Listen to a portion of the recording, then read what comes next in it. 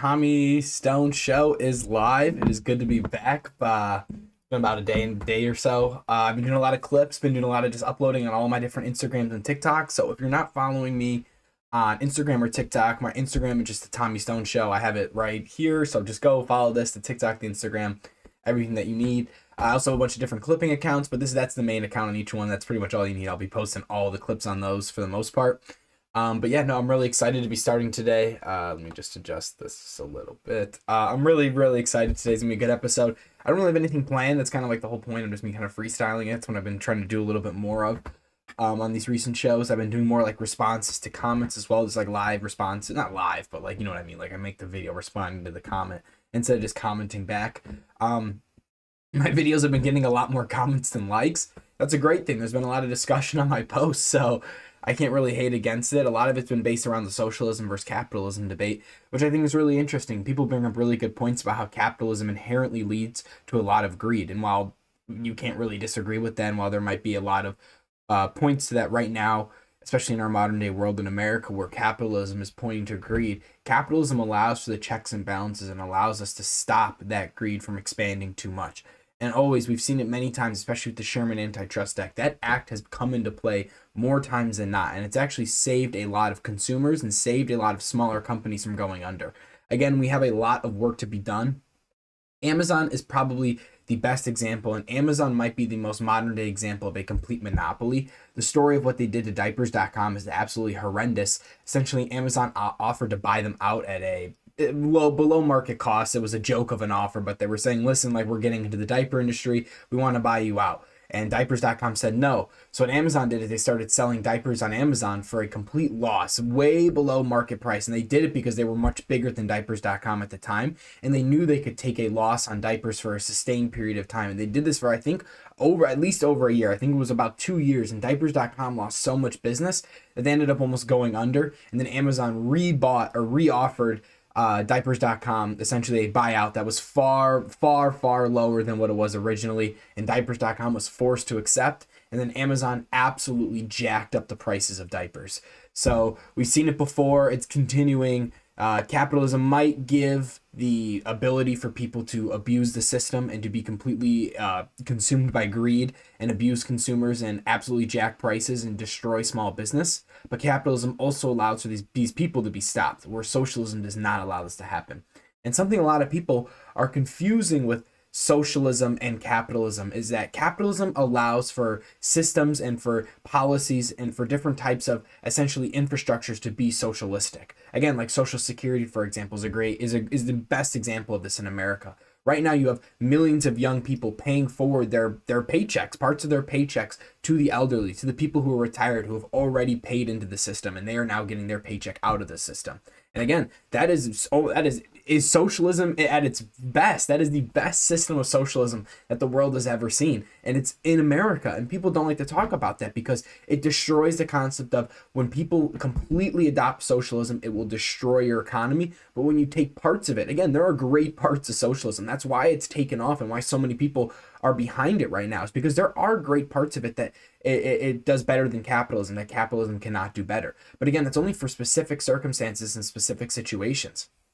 Capitalism, while it does allow for big business, and a big thing that people love to comment is calling people bootlickers for supporting entrepreneurs and supporting businesses. How many people do I know in my life that are not massive company owners, that are just small business owners, that have provided an entire family, that have provided for multiple children's college educations because they were able to become an entrepreneur? I'm not sure that's really bootlicking. I think that's the American dream, is being able to come to America with the skill. You're able to start your own business, and now you are the boss. You are the one making the profit. It's no longer somebody above you. You have the ability to become the person above you.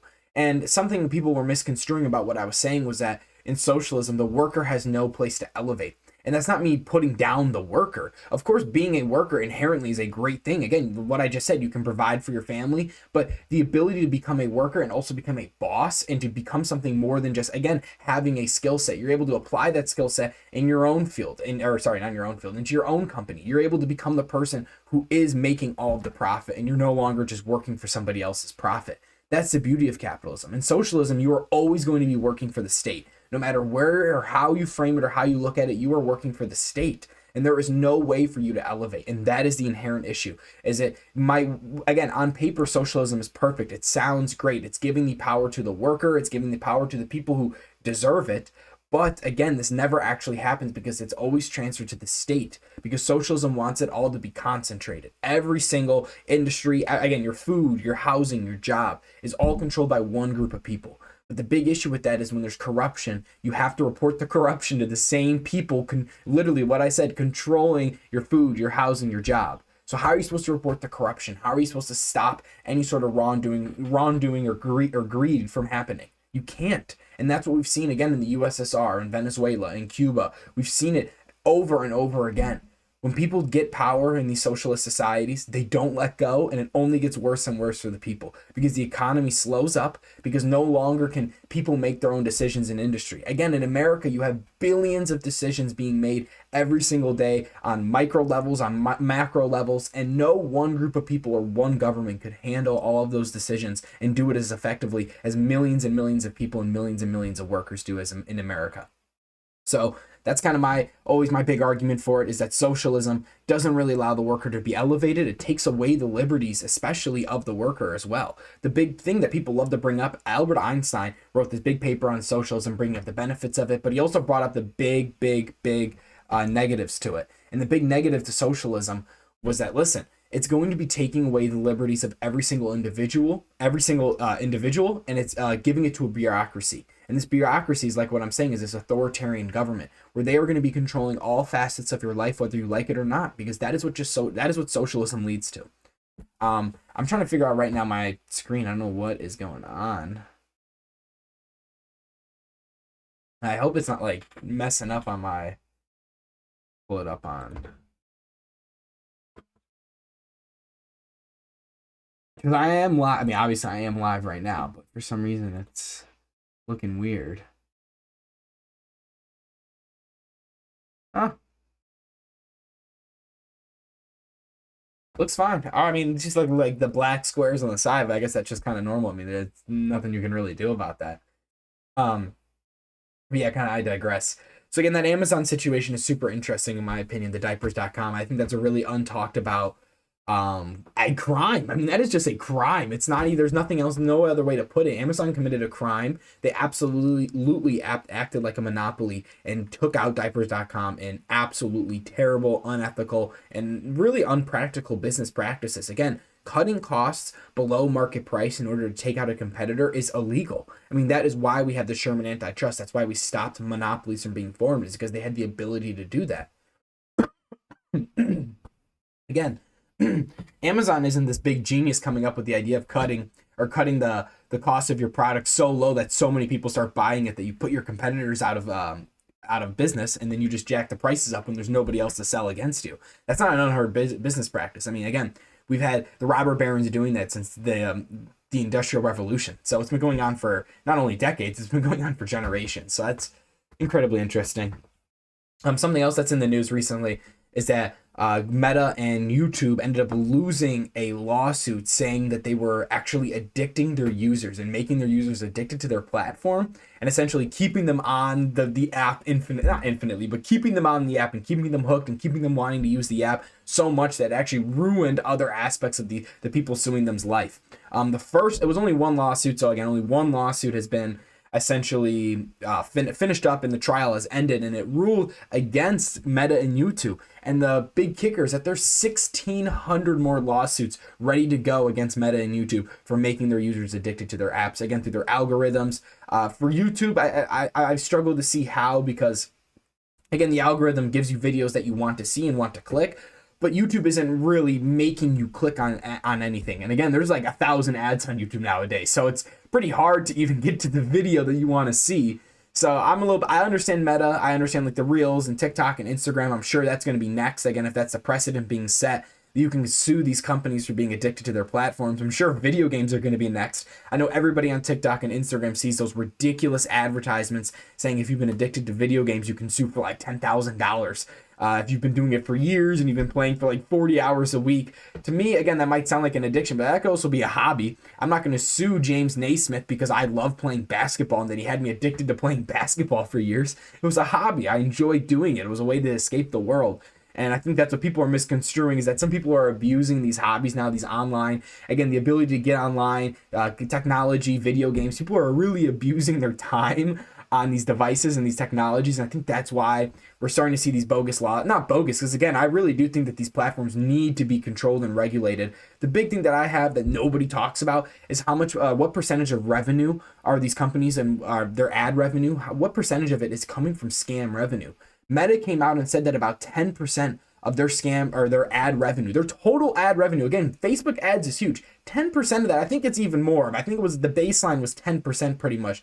1 out of every $10 they're making from ads is coming from a scam ad. It's coming from somebody that is trying to manipulate you, steal your credit card information, sell you a bogus product, not even a bogus product, just not sell you anything, make you think you're buying something, and you're just sending them your money and you're never getting anything. I mean, we're talking about actual scams that are harming Americans, and 10% of Meta's revenues are coming from scam ads. So, or their ad revenues are coming from scam ads. So I don't understand how this has not been regulated. Google has not released their number, and everybody knows Google is probably the worst actor with this. You can look up back when when Yeezy was again going big before Kanye kind of fell off and went crazy, where he fell off the wagon.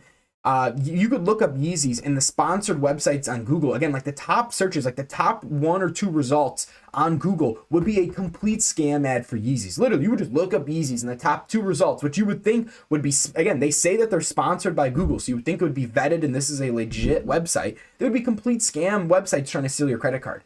This was a huge phenomenon. It still is a huge phenomenon where you're going through Google and you get these pop-up ads that are for completely fraudulent websites. A lot of times now what I'm seeing is that now they're AI created, so it's just AI voices. So now they're cheaply made. So you can, again, now you really know when it's a complete bogus ad.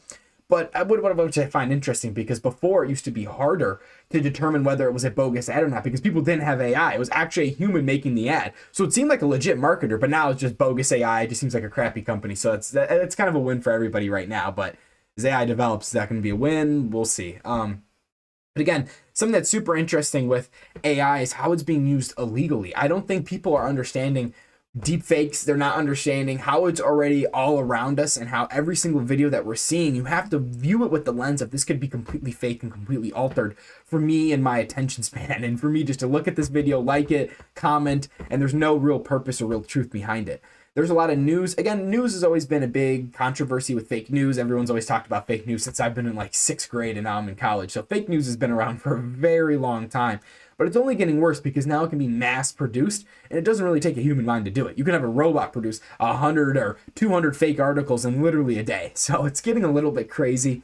What do we do about that? I don't know, because it's very hard to distinguish what is AI just to begin with. California has a great head start on this, where they're going to fine you hundreds of thousands of dollars if you make content and don't label it as AI if it's AI. So I absolutely love that. I think every single image and every single word that is produced by AI has to at some level be marked as AI, so people know, and it has to be visual, especially when it's being posted, because again, people aren't going to be going through the metadata of every single video they see on Instagram Reels. They're inherently just going to be scrolling and believing, or putting it in their subconscious what they're seeing, and that's not a good thing. So we need to limit that. We need people to know what is AI and what isn't AI. Again, even the videos of like Charlie Kirk and all the faces and the face morphing, all that's the start of deep faking. I mean, it's only going to continue getting worse. We all know, we all see it. And one day the question is, what if it becomes you the target of a deepfake attack? How are you going to respond to it? Because it's pretty impossible to respond to it. These videos are getting more and more realistic. Again, it was 2 years ago, or not even, maybe a little bit longer, like 3 years ago, Will Smith was eating spaghetti, and it was the worst video, the worst AI creation of all time. Like the first videos being created by AI, it was awful. And now look where we're at. So that was only 3 years ago. Again, give it 3 more years, and all of a sudden we're gonna have full AI movies. That's my opinion. So if you want to invest in that, find companies that are making AI, and the way to make AI films and videos, essentially long format, high quality, you can put a lot of investment into it. What are these companies making these high scale productions with AI? Coca-Cola already used it for an advertisement at a very high scale. It was very high quality. So whatever company helped them do that, I'm not sure if it was just like ChatGPT or Gemini or whatever it was, but that's kind of my angle and how I've been looking at investing recently, is where are these new AI companies going to form out of, and what are the niches going to be? So my favorite one again is like deepfakes, like I'm talking about. Who's going to be the cybersecurity stopping all these deepfakes? Right now, there's one company. It's called MiTek, MITEK. That's how you spell the company's name. I forget the exact ticker, but that's a company name. Just look it up. They're essentially a deepfake software. They're a cybersecurity company, and they identify deepfakes. They label them, they flag them, and they take them down. I love it. I think that's a fantastic business model. The stock is pretty cheap right now. I'm not really sure about all the exact fundamentals, but companies like that are ones that I've been really actively looking at because I think they're going to make a huge noise in the future because this problem is only going to get worse. Something that I saw was that right now Grok Imagine is currently about like a third, maybe a little bit less, maybe like a quarter of all images being created by AI being created by Grok Imagine. And Grok Imagine allows you to create porn. So that's not really a great thing. They allow you to make pretty crazy content. Very inappropriate images and videos. They are very, very lenient on the explicit content. So that's not good. So I'm assuming that's going to be one of the first things to crumble as well. We just saw Sora kind of go under. Sorry, I'm an AI agent of StreamViewers.org. Went to the wrong place. So I got my first chat. That's pretty cool, actually. Well, hello, Forgetful or Forget Food 296. Sorry, I just lost my train of thought. I've never got a chat, so that's pretty awesome. Even though you're an AI agent telling me you went to the wrong place, that's pretty disappointing, but that's pretty awesome. Kind of lost my train of thought there. I don't even know what the heck I was talking about. That is awesome. I'm super happy about that. Oh my gosh, what was I just talking about? I have no idea, but that's a pretty funny first chat, I have to say. Oh, AI and deepfaking and whatnot. Something else that's super crazy about AI deepfakes is voice deepfakes, telemarketers. Where is that? How is that going to be stopped? I think new companies are going to, I mean, I would love to be the head of the company and be the one making the company, but I have no idea how to do all this. I like just talking. Companies that come out, figure out how to identify fake voices and how we can give that to the consumer, where every single or phone, essentially when it gets a call, it has the ability to scan the voice, make sure it's a real voice, because people are calling us fake relatives now. I mean, it's getting extreme. Fake relatives from jail, in car accidents, in the hospital. I mean, it is getting extreme what scammers are able to do with AI and the voices they're able to replicate. Again, I don't know how on earth they're getting the data or the amount of videos or essentially the amount of voice clips needed to make a full replica, a full fake voice of people, especially those who are like not even famous, like again, like a relative of somebody that they're trying to scam. Like, that's crazy. I mean, that is unreal. So however they're getting the data for that absolutely needs to be stopped. And I think that's kind of the angle that regulators and lawmakers need to look at AI is, how are they getting the data for these terrible actions? Again, we of course we have to make sure there's a broad label, essentially a watermark on all AI content to make sure everybody knows it's AI, but also how are we stopping them from getting the data to make these awful videos? I mean, that might be already out of the water. Again, it's already been around for 3 years, so the data is already out there and it's already been collected. So nothing that we can be able to do for that. But how are people getting the voices of relatives? I mean, what is being sold to these companies and essentially to these scammers? What technology that has access to this data where they can replicate, again, like a relative's voice? So very scary stuff. I don't know what's going to happen with that. I assume within the next few years, again, I'm not sure if it's going to be this administration. Trump's administration and the current Republican Party, essentially the Silicon Valley Party, is very pro AI. They're very pro, not necessarily regulating it, but they're very pro letting the market do its job, seeing what happens, and then essentially acting second, which never historically ends well because, again, you're acting second. So something has to happen. Something catastrophic has to happen in order for you to act, essentially, is how America's always took these new inventions and these disruptive technologies.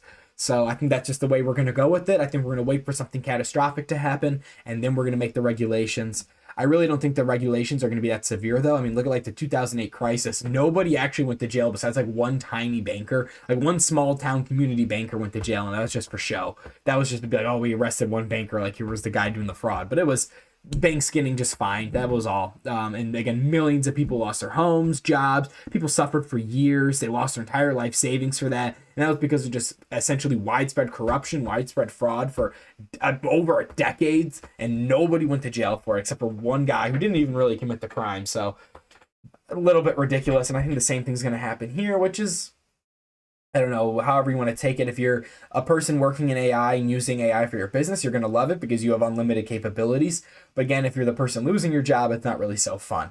That's another issue as well. Prediction markets, Kalshi and Polymarket. What is going on there? Kalshi just did a $1 billion bracket challenge, and they essentially found a loophole to get millions of underage people to sign up for a sports betting account, a prediction market sports betting account. Not just sports betting, a general betting account. Millions of underage people were able to get around needing a social security number to create a betting account or create a Kalshi account with this bracket, because you're just entering a competition. And Kalshi got millions of people to sign up for it. So this is, I can't believe it. I don't know how there weren't lawmakers going nuts about this, probably because they're getting sponsorships from Kalshi. I mean, that's probably the truth about it. And Stake, and again, there's a class action right now against Aiden Ross and Drake and Stake, which I love. I think that absolutely needs to be done for. We cannot be having streamers mass promoting gambling and taking, again, people say it's a lot of money. It really isn't that much money. I mean, probably Aiden Ross and Drake are getting millions of dollars to promote it. But the small time streamers who are promoting RainBet every single video, they're probably only getting a couple $100 of, maybe not even a video, probably a week or a month. I mean, it's not a lot of money when you think about it. And this is dirty, dirty money. So it's, the question is, are you willing to sell out essentially your entire channel, your entire reputation as a creator, just to promote some Kalshi and to take a couple $100 a month? I think that's absolutely ridiculous. You will never see me promoting Kalshi and Polymarket on this channel. I think they're the absolute devils of this society. Another big problem that people don't talk about with that, but now it's starting to get some traction, is the insider trading with these prediction markets. It's completely unregulated right now. Insider tradings are having a field day. We're only seeing a few arrests or a few like controversies around people doing insider trading and like it actually getting to like law enforcement and something happening on like a legal basis. But that's only been a couple cases. And again, this is happening on a much wider scale than anybody can imagine. I mean, genuinely, you can bet on any, oh my goodness, you can genuinely bet on anything right now, and people don't understand the concept of that, where you can bet not only on politics, but you can bet on what people are going to be saying in speeches. I mean, this is the highest form of degeneracy. This is a complete failure of capitalism. And again, that's why people have issues with capitalism, because they think that capitalism allows for these types of things to happen. Again, it kind of does, but it also allows us for us to regulate it and for us to vote it out of our society. And that is going to be the next step. And I totally believe, and I've complete confidence in the American people that that's what's going to happen. I think it needs to just outright be banned. I don't get how anybody can be allowed to bet on politics, because now all of a sudden you're making political events, while they're already very, very, very much controlled and puppeteered by financial people who control markets. Now you're actually making it a bet and something that can be rigged and something that people are going to try and rig because they can bet on it. So this is just gonna be like boxing in the 60s. Boxing just became a complete rigged show because there was no regulations on trying to stop these fighters from essentially getting in with the mob. They had big debts, and they throw fights, they take the fall. Everybody knows the classic, the phrases. But yeah, no, it's a very interesting situation with these prediction markets, and I don't know where it is going to go. I hope the regulation comes soon. I really do think it's going to come soon because it's getting out of hand. Again, we just had millions of people, underage people, signing up for these prediction markets because of March Madness, and they've seen how if they give you these essentially these impossible challenges and these impossible contests, like making a perfect bracket that nobody will ever actually successfully do, but they can get new users from it that don't need social security verification, essentially age verification, to sign up because it's just a normal contest. I mean, that is going to get very much rapidly out of hand. All of a sudden, it's going to be, can you predict the entire Olympics? Like, can you do the Olympics bracket for like basketball and hockey? I mean, it's going to get very, the World Cup, can you do the World Cup perfectly? It is going to get insane, and it is going to really be the king of all loopholes, was that prediction markets and sports betting ended up getting into every single American's hands before they were 18. There is nothing being done about this. Again, now we're like moving towards digital IDs. That's also a massive, massive fraud issue in my mind, is how do we properly regulate that with AI and deepfakes now also taking off? Again, you have these cybersecurity companies and many other companies taking over the helm of trying to defend Americans and defend corporations from falling victim to these completely fake AI, essentially just, again, like fake IDs. These are just fake IDs, a new form of it, but now their AI can just create them at a mass scale. So how do we prevent that from getting in and essentially seeping into every single market? I don't know. I really hope that it's just a market ban, a blanket ban, that Kalshi Polymarket cannot operate in the United States. But I think that's very optimistic. That's a very extreme, and extremes never work out. So this technology is already here. People love it. People hate it. It's not going to go away. It is what it is. We've been streaming, I guess, yeah, now for about 24 minutes. It goes quick, these streams. I honestly love just talking to the camera. I had my first chat today, so I guess that's like a very big success. I'm very happy about that. But the Tommy Stone Show, the big purpose of this again is like just a financial talk show, like talking about what's going on macro, like macro wise, micro wise, macroeconomically wise. That's really my main focus. I don't like talking about micro that much, getting into like company specifics, but once in a while it's pretty fun. Right now I'm currently invested in a variety of things. Sorry, I'm getting just a few messages, so I just want to look. I'm currently invested in a wide variety of things. But my main thesis right now going into the next, I guess, like month is stagflation. So I think that's something that everybody needs to be worried or keeping their eye and keeping their finger on the ball, is that stagflation is going to get incredibly, incredibly dangerous the next, especially month. And the reason for that is because we have seen in February, we saw a crash of jobs. We lost 92,000 jobs in the most recent report. And typically these reports are very much understated. Out of the last 25 job reports that we've gotten publicly, 21 of them have been revised down, and in most cases, a very significant revision down. It's not a minor revision down. We've seen positive job months where we got an estimate saying we added like 20,000 jobs to the market, and then we got the revision saying we ended up losing 50,000 jobs that month. So huge, huge swings in many cases. In February, had one of the worst job months in recent history, statistically the worst one ever. We had a prediction of about 50 or 60,000 jobs. I want to say we were that's what we were aiming for and adding into the job market. That's what analysts were saying going into it, and we ended up losing 90,000. That was like on a standard deviation level of people, my statistic people, that was a 6 standard deviation swing from a 50,000 estimation to a 90,000 job, or an actual the real was 90,000 loss.